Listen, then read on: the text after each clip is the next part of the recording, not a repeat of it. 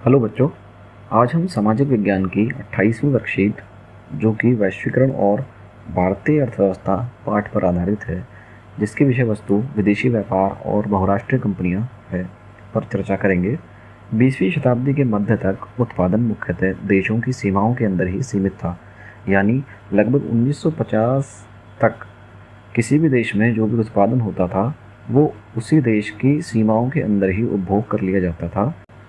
दूसरे देशों में अपने देश के उत्पादन को बेचने का जो रिवाज था, बेचने की जो प्रथा थी, वो नहीं थी, जैसा कि आजकल हम देखते हैं। बहुराष्ट्रीय कंपनियां क्या होती हैं? बहुराष्ट्रीय कंपनियां एक से अधिक देशों में उत्पादन पर नियंत्रण या स्वामित्व रखने वाली कंपनियां होती हैं। ऐसी कंपनियां जो कई सारे राष्ट्रों में यानी कई सारे देशों में अपना उत्पादन बेचती हैं। जैसे जितनी भी मोबाइल की कंपनी आपने देखी होंगी, जैसे एप्पल, आईफोन अमेरिका की कंपनी है, चाइना में बनाती है और पूरी दुनिया में के देशों में वो बेचती है।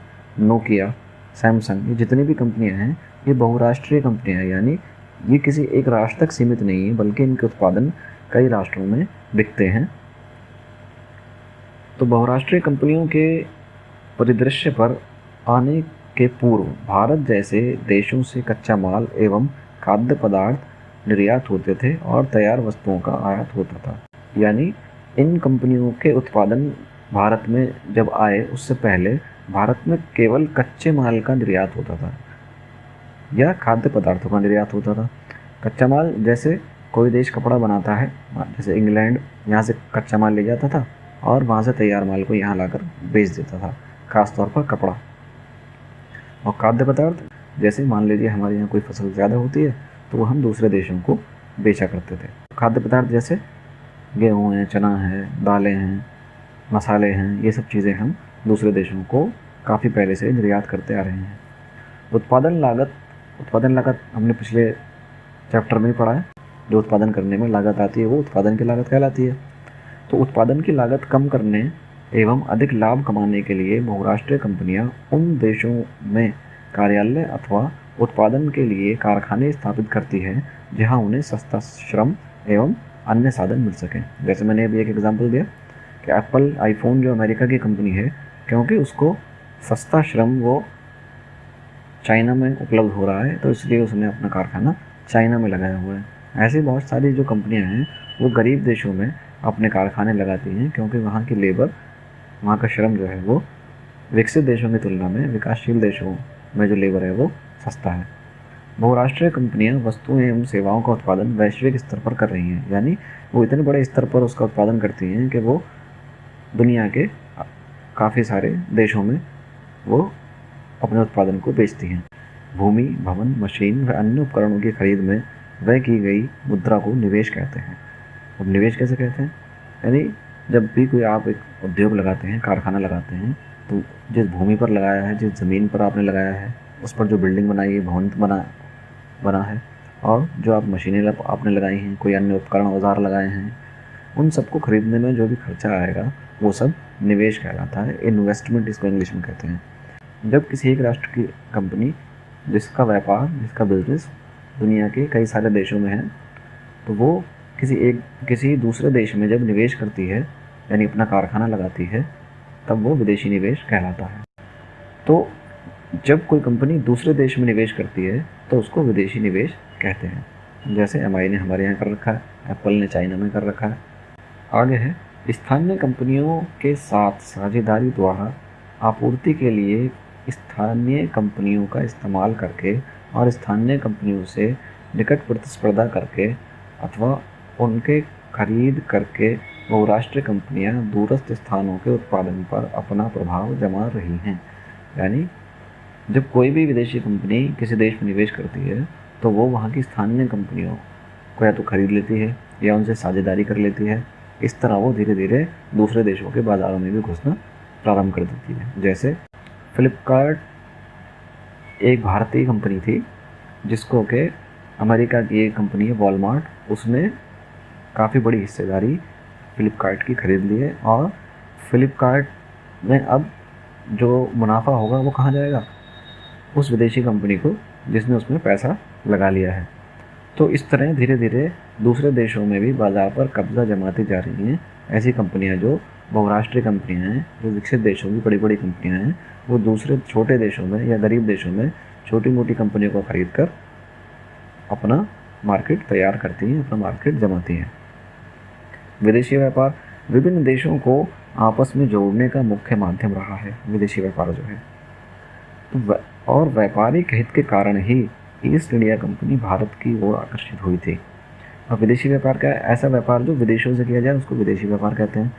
अपने व्यापारिक फायदे के लिए ही ईस्ट इंडिया कंपनी भारत की ओर आकर्षित हुई थी, यानी भारत में उसको मार्केट लगा कि हाँ भाई यहाँ से हमको प्रॉफिट मिल सकता है, तो इसलिए उन्होंने भारत में अपना धीरे धीरे कब्जा जमाया और भारत को एक उपनिवेश बना लिया। वास्तव में विदेश व्यापार अपने देश के बाज़ारों से बाहर के बाज़ारों में पहुंचने के लिए उत्पादकों को एक अवसर प्रदान करता है। यानी अभी कोई उत्पाद जो हम यहाँ बना रहे हैं, विदेशी व्यापार से हमको क्या लाभ होता है कि वो हम केवल अपने देश में ही नहीं बल्कि अन्य देशों में भी उसको बेच सकते हैं। जब कोई समझौता होता है दो देशों में, तो क्या समझौता होता है? हम आपका माल अपने यहाँ बिकने देंगे और आप हमारा माल अपने यहाँ बिकने दोगे। अब जिसका माल अच्छा होता है उस या जिसका सस्ता होता है, जिसका किफ़ायती लगता है उपभोक्ता को, वो माल खरीदते हैं। जैसे हम भी यहाँ से चाइना सामान बेचते हैं और चाइना वाले भी हमारे यहाँ सामान बेचते हैं। जो सामान चाइना वाले बेच रहे हैं वो यहाँ भी बन रहा है, लेकिन ग्राहक ये देखता है कि उसको कौन सा सस्ता मिल रहा है, कौन सा किफ़ायती उसको पड़ रहा है, तो उसकी डिमांड ज़्यादा हो जाती है। इसलिए हम पाते हैं कि भारत में चाइना की जो मार्केट है वो बहुत ज़्यादा बढ़ गई है। मतलब चाइना का बाज़ार बढ़ता जा रहा है या बढ़ गया है, क्योंकि चाइना का जो माल है, जो उत्पाद है, वो भारत के उत्पाद से सस्ता है। विदेश व्यापार विभिन्न देशों के बाज़ारों को जोड़ने या एकीकरण में सहायक होता है। विदेशी व्यापार क्या है? विभिन्न देशों के बाज़ारों को, यानी अलग अलग देशों में जो मार्केट्स हैं उनको जोड़ने में या एकीकृत करने में, एक बनाने में सहायक होता है। एक केस स्टडी यहाँ पर दी हुई है। होंडा कंपनी ने 19 जनवरी 1984 में गुड़गांव, हरियाणा में हीरो समूह के संस्थापक ब्रजमोहन लाल मुंजाल के साथ मिलकर हीरो होंडा कंपनी की स्थापना की। 2.8 बिलियन अमेरिकी डॉलर का निवेश कर इस कंपनी की शुरुआत की। 2010 में कंपनी ने करीब 45 लाख दोपहिया वाहन भारत में बेचे, जो भारत के तेज़ी से बढ़ते हुए बाजार का करीब 48% था। 2014 में होंडा ने अपने शेयर हीरो समूह को बेच दिए। तो इस केस स्टडी में होंडा, जो कि एक विदेशी कंपनी है, उसने भारत की हीरो मोटर बाइक की कंपनी में निवेश किया, पैसा लगाया और 2010 तक इस कंपनी ने 45 लाख टू व्हीलर उत्पादित किए और यहाँ की मार्केट में बेचे। जितने भी टू व्हीलर यहाँ बिके उनका 48% हीरो होंडा कंपनी ने बेचा। और 2014 में होंडा ने अपने शेयर वापस हीरो को बेच दिए और अपनी साझेदारी ख़त्म कर ली। यानी 2010 से 2014 तक जो भी टू व्हीलर बिके उनके लाभ में होंडा कंपनी की हिस्सेदारी रही और उसने अच्छा खासा लाभ कमाया। आइए अब इनके प्रश्नों को देखते हैं।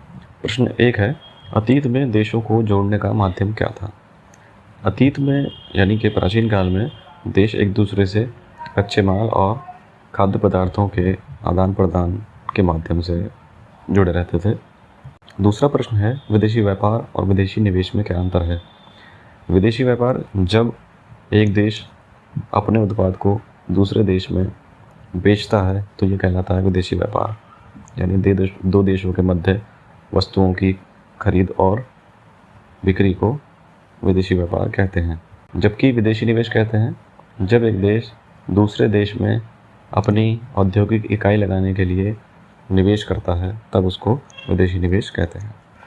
तीसरा प्रश्न है, बहुराष्ट्रीय कंपनी से क्या अभिप्राय है? बहुराष्ट्रीय कंपनियां वे कंपनियां जो एक से अधिक राष्ट्रों में अपना व्यापार करती हैं, अपने उत्पादन को बेचती हैं। भारत में कार्यरत किन्हीं 2 बहुराष्ट्रीय कंपनियों के नाम लिखिए और ये कंपनियां किन वस्तुओं का उत्पादन करती हैं। भारत में कार्यरत जो बहुराष्ट्रीय कंपनियां हैं आप वो हो सकती हैं, जैसे हमने एग्जांपल दिया पहले, एमआई जो है एक बहुराष्ट्रीय कंपनी है जो अपना उत्पादन भारत में करती है और एमआई के फ़ोन कई देशों में बेचती है। इसी प्रकार कोको कोला है पेप्सी है, कोको कोला भी बहुराष्ट्रीय कंपनी है। अनेक देशों में कोको कोला बनती भी है और बिकती भी है। ठीक इसी तरह भारत में भी कोको कोला का उत्पादन भी होता है और उपभोग भी होता है। इसी तरह पेप्सी है, पेप्सिको की लेज़ है, लेज़ भी अनेक राष्ट्रों में उत्पादित भी होती है और उपभोग भी की जाती है। और चौथा प्रश्न है, बहुराष्ट्रीय कंपनियों द्वारा विकासशील देशों में कारखानों की स्थापना का प्रमुख उद्देश्य क्या है? बहुराष्ट्रीय कंपनियां विकासशील देशों में अपने कारखाने इसलिए लगाती हैं, निवेश इसलिए करती हैं क्योंकि यहाँ का जो श्रम है वो अन्य देशों की, विकसित देशों की तुलना में बहुत ही सस्ता है। सस्ते श्रम के कारण उत्पादन की लागत कम होती है, जिसकी वजह से इन कंपनियों को लाभ होता है। और वीडियोस देखने के लिए इस चैनल को सब्सक्राइब करें।